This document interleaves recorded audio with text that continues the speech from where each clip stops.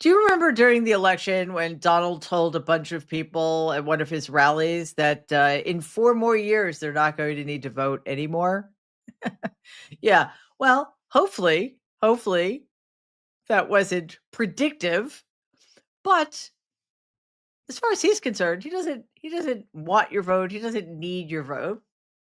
What he needs, what he wants, is for you to have no power. He wants you and your family to be unhealthy. He wants to curtail or completely eradicate your ability to fight back. His entire strategy is built on his gaining all of the control. And this has been operative for decades now. Seriously, this is Donald's negotiating tactic. We can reach a deal if you give me everything I want.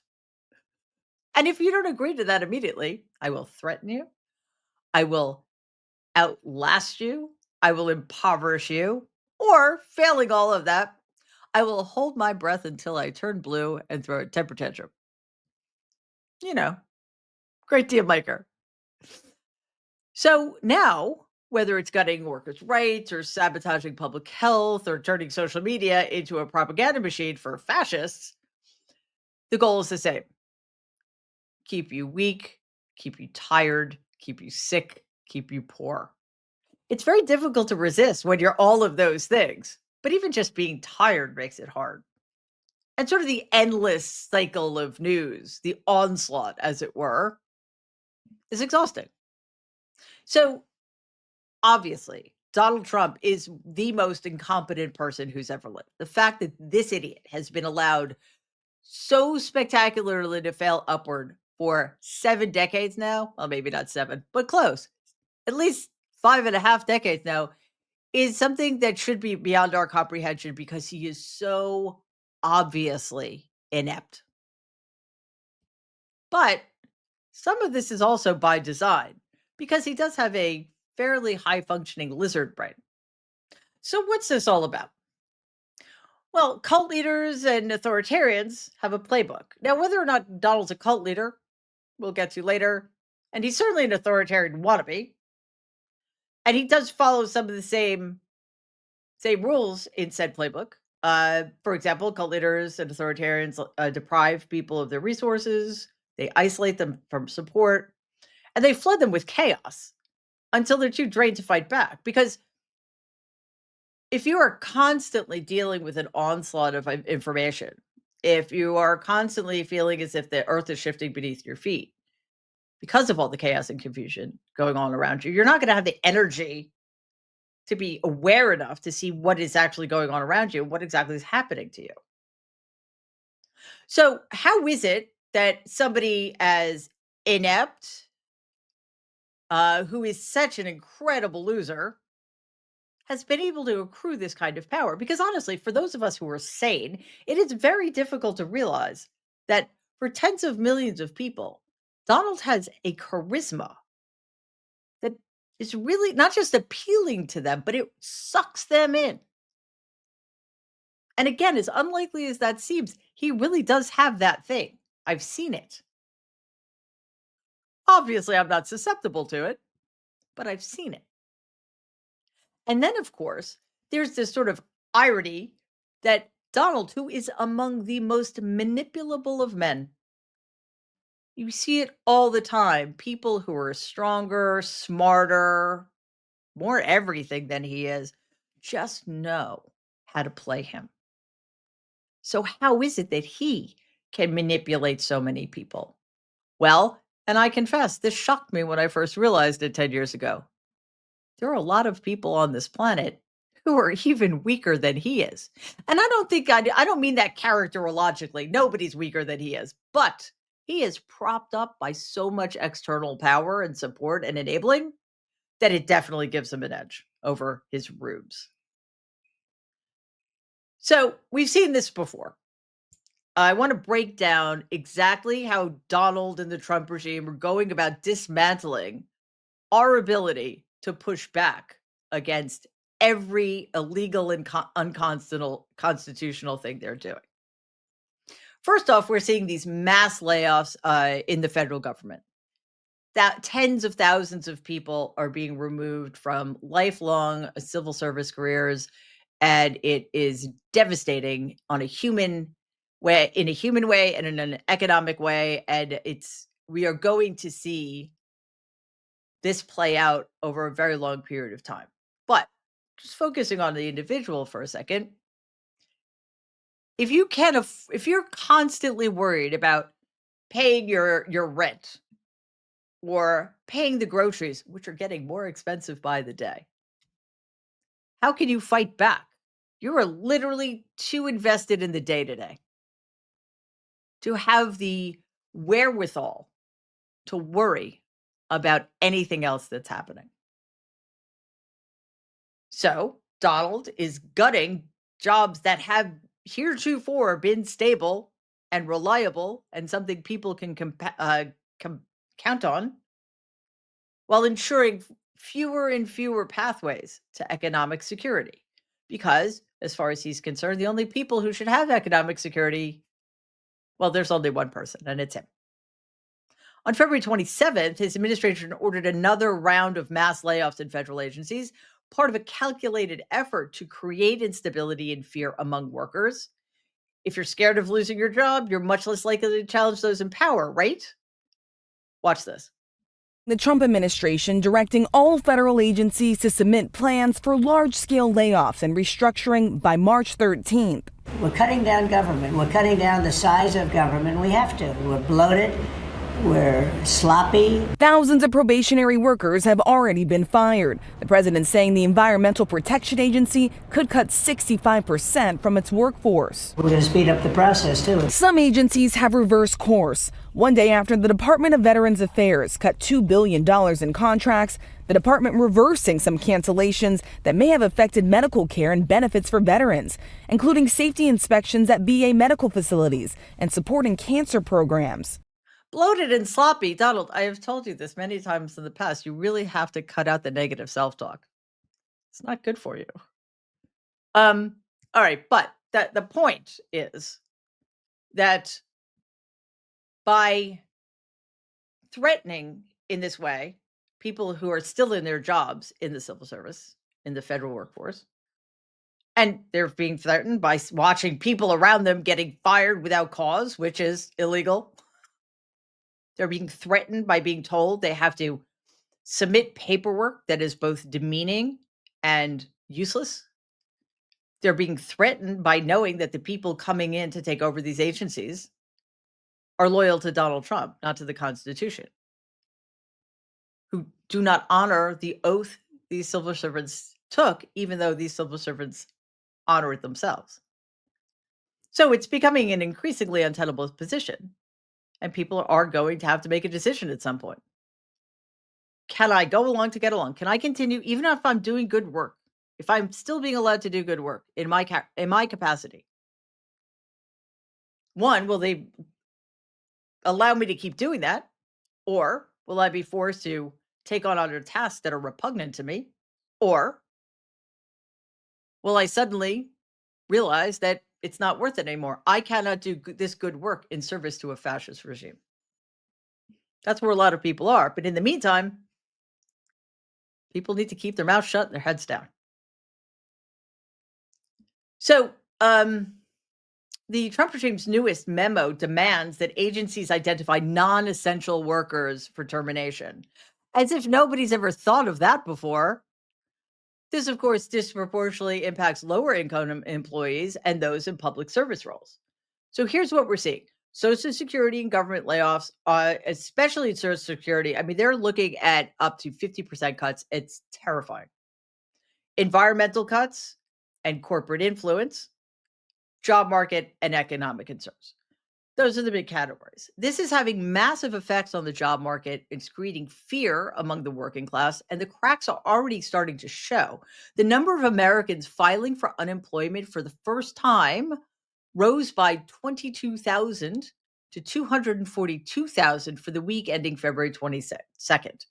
That's the highest in 3 months. Who says this regime is inefficient? That didn't take long. This is Andrew Stetner, an unemployment insurance expert at the Century Foundation, who said, "quote While still far below recession level, this is the highest number of weekly claims yet this year, and that's a yellow caution light for the economy." Okay, so how is this a method of control for Donald? I mean, it's quite simple. I just repeat this. He is minimizing the number of people who are in a position to fight back. And he is undermining the foundations of what it means to be a civil servant in America. Typically, civil servants are very, very dedicated employees who care about their mission, who take their oath seriously, and approach their work in a nonpartisan way. And I don't mean they're not partisan. Sure, some of them are Democrats, some of them are Republicans, some of them really aren't either. But when it comes to the work, they set all of that aside and they do their jobs without fear or favor. Well, when you threaten them, when you remove them entirely, either they get replaced by loyalists, people who don't care about the United States or its constitution, and they only care about being loyal to Donald Trump, who is a fascist. Or you don't replace them at all, which, again, destabilizes the economy and does what else? It renders federal agencies almost entirely incapable of completing their missions to help the American people in their various ways. This will redound to the benefit of the executive branch, giving it even more power. And this is getting easier because Republicans in the House of Representatives, who have the majority there, have ceded all control over the budget and U.S. agencies granted to them by the Constitution to Donald Trump and Elon Musk and the executive branch. Makes it all so much easier. Okay, so now everybody's unemployed, worried about all of the financial stress and uncertainty in their lives. There's one other way to go about this. Let's keep everybody sick, or at least terrified of getting sick. Public health is under attack, and this was basically inevitable once Robert Kennedy was confirmed to be Secretary of Health and Human Services, a virulent, decades long, very public anti vaccine psycho who literally is completely cool with having our children die from easily preventable communicable diseases like measles. If you're sick, if somebody is making you sick, who has control over the most basic thing about you? Your body. Again, like textbook cult and authoritarian regimes, Donald wants to keep you this way, sick, malnourished, exhausted. How can you resist if you are those things? How can you resist if you are worried that your child is going to die? Because you were told not to get your child vaccinated, or because you did get your child vaccinated, but all of the children around your child did not. Donald is blocking life saving medical research and sabotaging public health to a degree that is unimaginable and unthinkable before this year. On February 26th, the Trump regime froze $1.5 billion in the National Institute of Health funding, blocking research into cancer, heart disease, and Alzheimer's without explanation, without any review. They just stalled it indefinitely. Watch this. As his graduate student stains tissue samples to check for a potential immune response, UW Associate Professor of Immunology Jakob von Moltke is trying to navigate the delay in federal dollars for other equally important research projects. There are 6 grants that should have been funded that have not come through. The University of Washington is down about $90 million after President Donald Trump ordered a hold on all grants administered by the National Institutes of Health. That money funds basic scientific research that lays the groundwork for all kinds of discoveries that can be developed into new medical procedures and pharmaceutical advancements. Along the way, we make discoveries, some of them unexpected, and then some of those, a portion of them, can be progressed through an industry pipeline to become treatments and cures. While President Trump is looking to save money, von Moltke points out that biomedical research funded by these federal grants boosts the economy and leads to critical scientific breakthroughs that can be life-changing. It will lead to years of lost research that will be very hard to make up. And it's being done in a seemingly irrational way. Well, it's not. It is irrational if you think about it as something like would a sane person do that? If a sane person is doing that, it's irrational. But turns out that it's just a tactic. It's a tactic deployed by many an authoritarian, disrupt vital institutions under the guise of review while maintaining plausible deniability. We're just trying to find the fraud, waste, and abuse. Oh, sorry, I said it wrong. Waste, fraud, and abuse. See, I got the bumper sticker wrong. I blame Mike Johnson. Scientists, of course, fear that this is a deliberate effort to sabotage medical research, because it is, and some are too afraid to speak out for fear of retribution, which is also part of this plan. It's all pending, so you can't say anything in the event that maybe the Trump regime will decide to grant you their largesse anyway, but they're not going to. However, you can't risk it. This is happening in so many different situations. In this particular case, though, lives are on the line. Careers also still on the line. So by forcing researchers to seek private, profit-driven funding, the regime ensures that medical advancements, if they happen at all, serve corporate interests rather than the public good. Because if you do something for the public good, you can't make as much money. And who needs that bullshit? Doesn't stop there. The flu vaccine decisions have been halted. The FDA canceled its vaccine advisory meeting without explanation. So there's no guidance on the next flu shot, even after 19,000 adults and 86 children have died this season. The flu is terrible this year. And the purpose of this meeting, and I mean, I'm not an immunologist, but it's pretty basic stuff. The flu has different strains. They have to figure out which strain they need to immunize against. Nope. We don't have to have that meeting. 19,086 people. That's not too many people. There are a lot of people in this too many people in this country. Donald's also cutting funding for a bird flu vaccine. There is not one yet, by the way. And I think we kind of need one because outbreaks are continuing to kill millions of animals and push egg prices up 50. Push egg prices up 15%, which is important for the economic reasons. But in this scenario, it's kind of the last thing we should be worrying about right now because bird flu is spreading. People have it now. But why spend money on a vaccine? Donald was not able to steal that money out of Fort Knox. So, there's a hole in his pocket. Measles also back, which is something that should fill all of us with shame. Texas reported its first measles death in a decade. Cases have soared to 124, and Robert Kennedy, the anti-vaccine psychotic health secretary, is of course making it worse because that's why he's there. Watch this. We're watching it, and there are about 20 people hospitalized, mainly for quarantine. We're watching it. We put out a post on it yesterday, and we're going to continue to follow it. Incidentally, there have been 4 measles outbreaks this year. In this country last year, there were 16. So it's not unusual. We have measles outbreaks every year.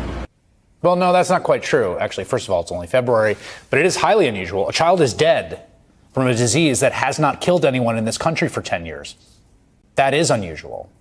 It's also not true that the 20 hospitalized kids are there mainly for quarantine. What the head of HHS said to the nation about a measles outbreak was not true. According to the chief medical officer in Lubbock, Texas, they're being treated. All were admitted because, quote, they were having trouble breathing. This is a real nightmare scenario, something people warned about as Donald Trump floated tapping RFK Jr. to lead HHS. Yeah, we warned. But Republicans in the other House and Congress and the Senate abdicated all of their constitutional responsibilities to advice and consent and just gave the go-ahead to Donald's most egregious nominees, including the deeply deranged and dangerous Robert Kennedy. This is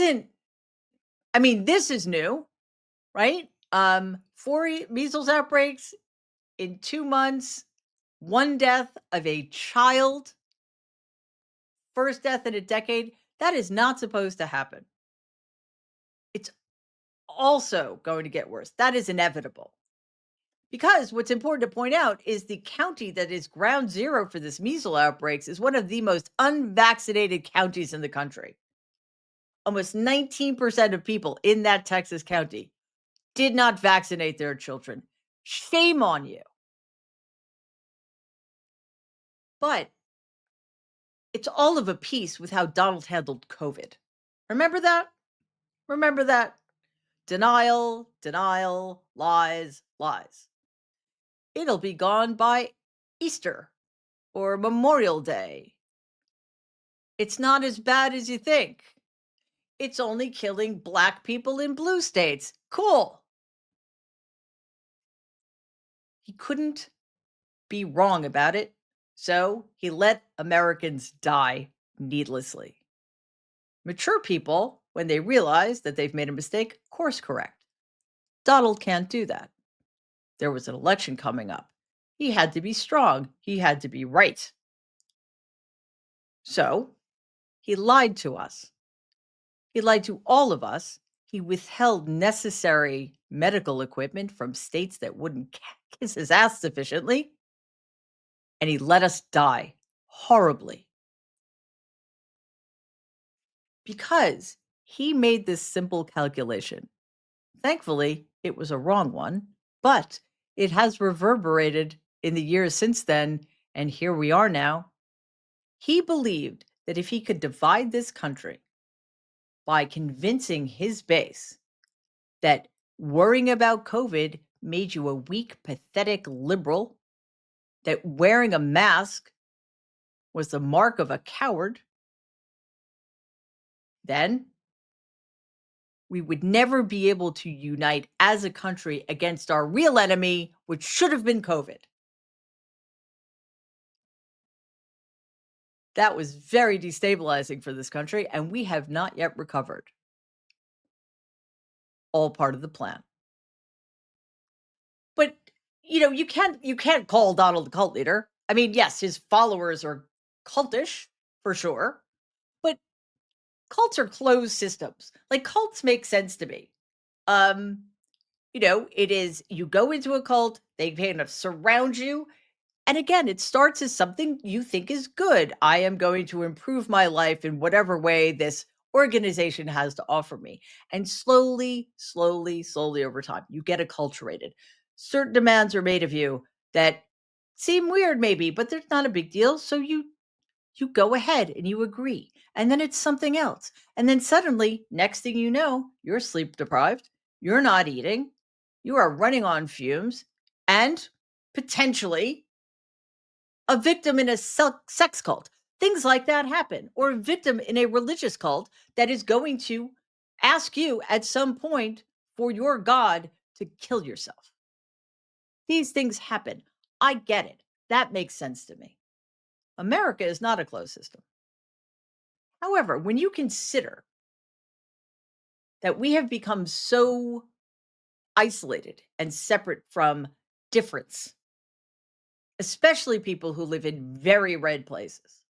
If you consider that the ways in which we get our information are so siloed and that for tens of millions of Americans, they do not have access to actual factual information, it begins to make a little sense that Donald may have such influence over such people. I'm going to talk about that more in a minute, but how does Donald combat the fact that many of us still have the opportunity to seek our own information and educate ourselves? But don't worry, he's gunning for that too. He's controlling the narrative, yes, but he's also and with a lot of help. I mean, there is state-run media in this country: Fox, OAN, Newsmax, The Blaze, uh, all over YouTube, all over podcast platforms. He also manipulates the media largely through threats, but again, with a lot of help from propaganda and pro-fascist networks like Twitter and Fox, and education. They are figuring out how to control the way people think about things. Dictators isolate their followers and actually all of the people trapped in their system from real information. That's exactly what is starting to happen here, and actually has been happening for decades, but it's getting so much worse with the advent of the internet and Congress's failures to regulate anything properly. Donald's strategy, therefore, is not just about what you can do or by forcing you into situations in which you are incapable of doing anything, but also controlling what you think, and how you process information, and whether or not you are able to make rational analyses of what's happening around you, especially if it contradicts your lived experiences. That's why his administration is gutting education, rigging social media, and banning critical press from the White House. Watch this. As you all saw yesterday, a federal judge denied the Associated Press's emergency motion for a temporary restraining order against myself, our Deputy Chief of Staff Taylor Budowich, and our Chief of Staff Susie Wiles for our decision to remove the Associated Press from the White House press pool for certain and special events. The judge's ruling, upholding our decision to deny the Associated Press such privileged access, reinforces the truth.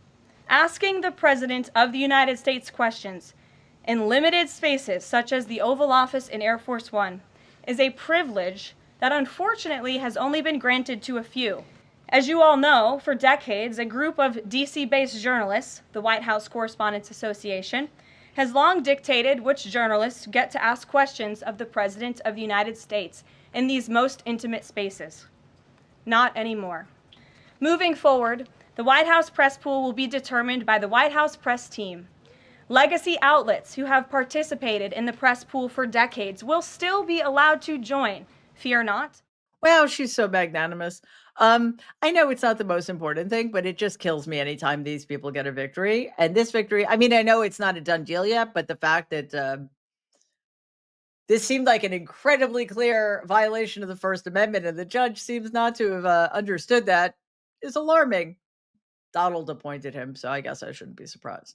So now, by removing the guardrail meant to ensure the diversity of news coverage in regards to Donald's activities, he can now, Donald, is going to hand select the so-called journalists he wants covering him so they can ask the right questions, most of which will be softball. I mean, he'll still whiff them, but the consequences will be minimal. News outlets are not the only ones we convey. News outlets aren't the only way we convey information to one another. No, social media obviously plays a big role. So how does he control that? Well, again, with a lot of help. Meta, which is Facebook and Instagram, owned by the quite awful Mark Zuckerberg, handed over just to completely gave in to Donald's agenda. Fact checking. What is this thing called a fact? Gone. Misinformation. Bring it in. Disinformation. Also, why would Zuckerberg do such a blatantly dangerous and quite frankly ill-advised thing? Check out this clip. Would Zuckerberg do this if Trump had lost the election? Is this just an attempt, blatantly trying to appease the president going in so he's not attacked? Let's just remember in 2017, the entire intelligence community said that the Russians attacked through social media our democratic process, and they did it to help the Trump campaign. So social media is an extraordinary weapon against our democracy. There is a balance to protect our First Amendment rights. But when you take away the guardrails and you see the far right connections here, it's a great concern. Yes, I think great concern is a way to understate it massively. Yes, it's terrible because now many people have one fewer way to get the actual facts about what is happening in the world. So media, some social media are bending the knee. And then, of course, in the case of Elon Musk, he has turned Twitter, which used to be a vibrant community that was an amazing place to get aggregated news. And also, by the way, a really good place to promote work. A lot of people, journalists, writers, made money, made their livings because they could promote to their followers on Twitter work they had done elsewhere. That is all gone. And now Twitter is simply a machine of fascist disinformation and propaganda. Hate speech is up 50%, and far right disinformation is thriving with no pushback. Also, take it from me, never look at your comments anymore. The way social media has devolved is devastating, and the consequences for our government are also devastating. Here's Alexandria Ocasio-Cortez breaking it down. Democrats supported it. Republicans supported it. So why isn't this moving? Well, on December 17th at 4:15 in the morning, Elon Musk began firing off a barrage of social media posts opposing pharmacy benefit manager reform, PBM reform. And all of a sudden, this bill that had almost unanimous support fell apart. The problem here is not a substance issue. It's not a process issue. It's an oligarchy issue. It's a power issue. Everyone here was elected to be accountable to the people of the United States, not to be governed by tweet. Yeah, well, governing by tweet. Donald used to do that actually before he decided to start his own failing social media company. But no, what's worse though, governed by tweet sent out by a guy who is now in control of the federal government, but who has not been elected, confirmed, vetted, or investigated by the FBI for any potential conflicts of interest. So if we can't trust the information we get from the news or a lot of the news and social media, well, we can't trust it.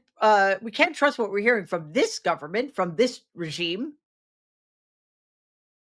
Maybe the education system in this country, which needs a lot of work, but is a quite impressive achievement. Maybe our education system will stand to ensure that children are fed the correct information. Well, that would be very optimistic of you, but it would also be wrong. And we've seen this. I mean, this is a long time coming. The Republicans are the ones who banned books about the LGBTQ plus community, about Black history in this country. Like they apparently object to our children being taught things like, I don't know, the enslavement of millions of people by white Americans. So for a very long time, they have been wanting to whitewash our history and prevent our children from reading, to prevent our children from being able to acknowledge that they may live in a family with gay parents, for example. Donald wants to abolish the Department of Education. He's diverting public funds to private religious schools, stripping protections from low income and marginalized students. So now that you're all uninformed and stuff, it's time to overwhelm you. This is flooding the zone. This is creating so much chaos, so much confusion, doing so many destructive things all at once that you feel overwhelmed and you cannot gain any sense of stability or homeostasis. They want to control the way we feel. The more chaos, the harder it is to fight back, because how can you orient yourself when there is no clear sight line? When you are surrounded by so much churn? Donald's team is rolling out extreme policies at a breakneck speed, which I have to be honest with you. Even for those of us who knew how bad it was going to be, even for those of us who knew what was coming, the rapidity with which things are falling apart and being deliberately dismantled and destroyed is breathtaking. It's too fast for the media to keep up. It's too fast for Democrats to figure out a way to come up with a comprehensive strategy to fight back, or for the public to organize in the most effective way, because we know that in the next hour or the next day or the next minute, there will be a new crisis with which we have to contend.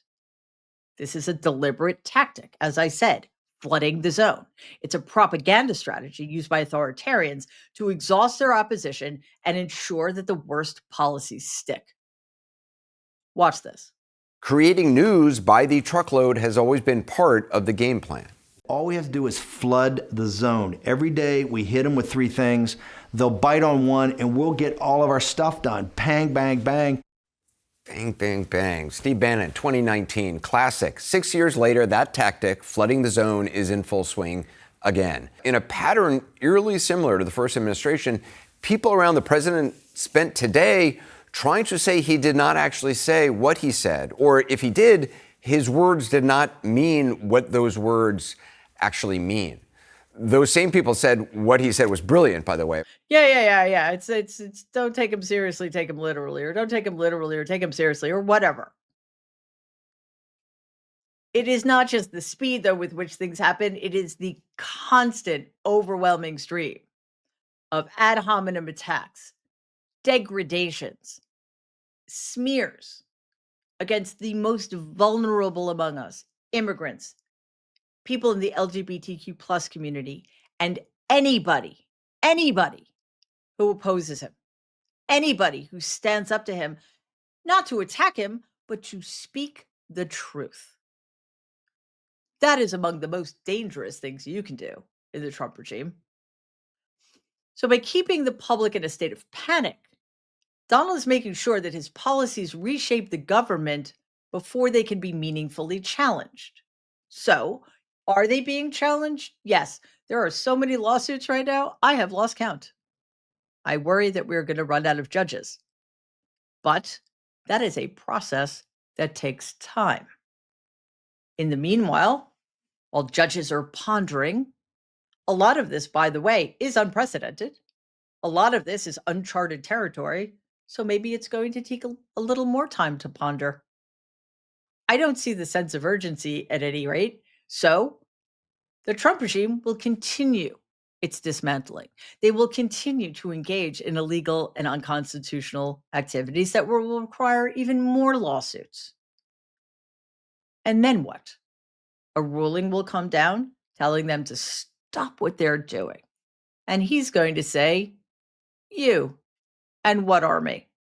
And then that Rubicon will have been crossed. All of these attacks, however, don't work for Donald unless he has one vital tool at his disposal. And this is something that any dictator or cult leader has.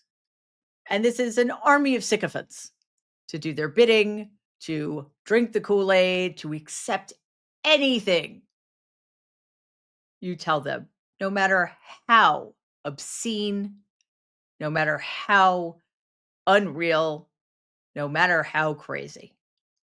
For Donald, of course, the more susceptible these people are, the better. the less intelligent they are, the better, because, he's not very smart. So part of the agenda here is to build an army of thugs to surround yourself with, who again will accept anything, will do anything on your behalf, no matter how destructive or anti-American, because they don't care about America.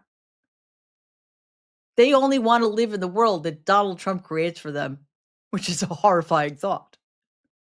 The Trump regime is marked by the appointment of loyalists with limited qualifications, which again makes it easier for them to break shit and makes them more easily manipulable, because they're always emphasizing allegiance over expertise. Trump is filling key positions at breakneck speed. He's taking a flood the zone approach, putting forward multiple candidates who in any normal universe would be considered unconfirmable. Trump is betting that Senate Republicans won't dare turn them all down. Whether he meant to do this or not, by putting forward so many candidates with scandals and controversies, Donald Trump is shifting the standard of what is considered acceptable in a cabinet nominee. Gates has now withdrawn himself from consideration, but the controversy surrounding him has made other Trump picks look reasonable by comparison. Presidents don't normally approach their cabinet selections this way. They work with their teams to figure out what the system might bear. This time around, he's hiring for one quality above all others: loyalty. Yeah, and by the way, better by comparison is not a metric by which you decide whether or not to confirm somebody. It would have been lovely if Senate Republicans had remembered that when they failed to do their fucking job. So, notable examples that we've seen get confirmed are Pete Hegseth, Kash Patel. We have like this it's hard. It is quite the contest to see who is the most egregiously sycophantic and incompetent and vile of these people. But we have Ed Martin in DC. We have Ken Vogt, who is the the driving force behind Project 2025, who is now in charge of the Office of Personnel Management. They're all absolutely awful. And they do not have this country's best interest at heart. They do not have the people of this country's best interest at heart. So this pattern suggests a strategic move to consolidate power by Donald surrounding himself with individuals who are not at all likely to challenge him or his directives. He thoroughly expects them. He said this the other day. He thoroughly expects every single person in his administration, from cabinet secretaries on down, to follow his orders to the letter without question. This, of course, will make it so much easier for him to advance his agenda, or perhaps the agenda of somebody else for whom he is doing that person's bidding with minimal internal opposition. So this is a lot.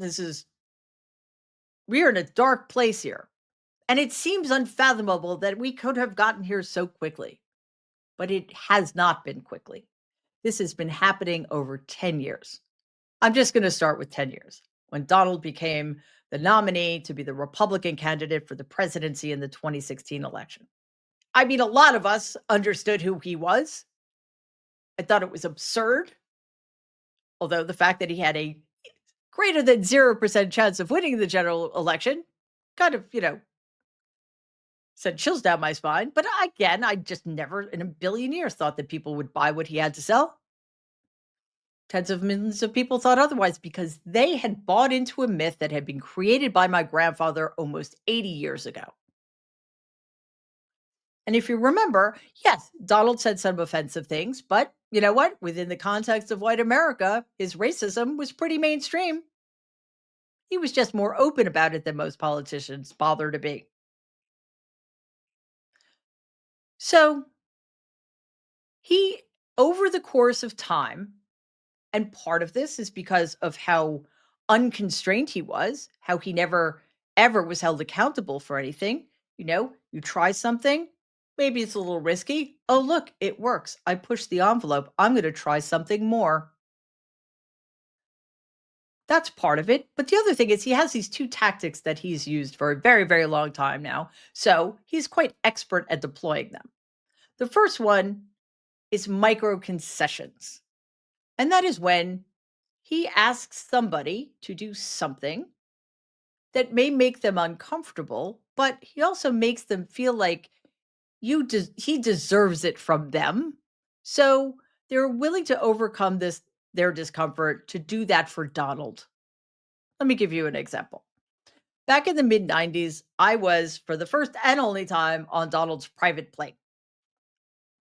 I have had no frame of reference. I'd never been on a private plane before. I've never been on one since. So I don't know.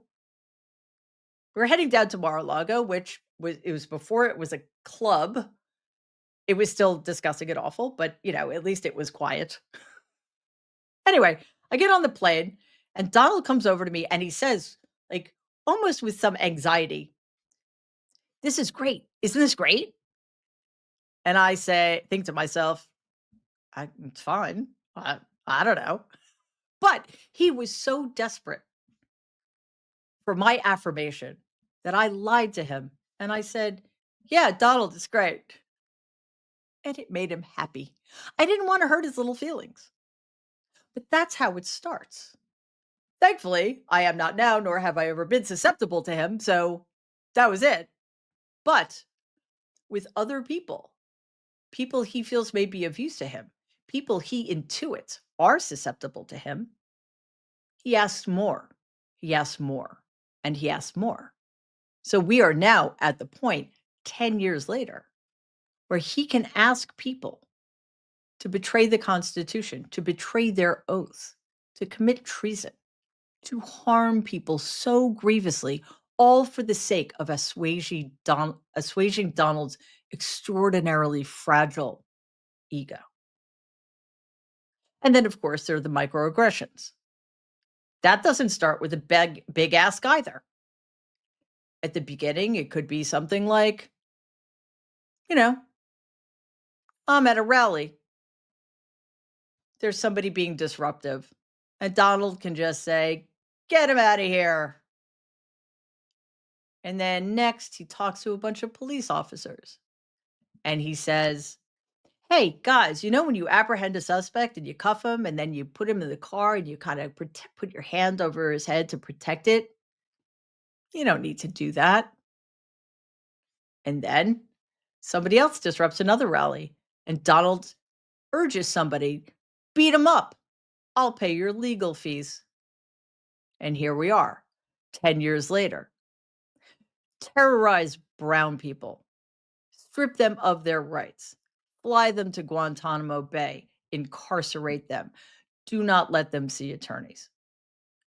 Do not vaccinate your children. Let them die, because that will fill this deep, deep, empty void in me.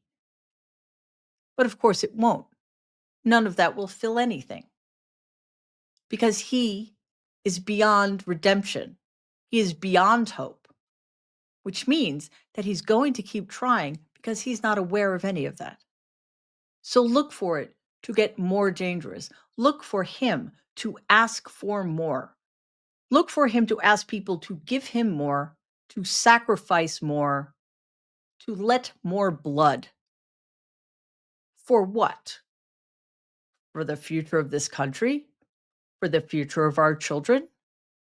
No. To protect Donald Trump from the knowledge that is buried deep within him that he is worth nothing. Please take a second and like and share this video. It'd be awesome if you could subscribe to the channel. If you're listening to us in podcast form, please follow us and give the show a 5-star rating because it really does help other people find our content. Thanks.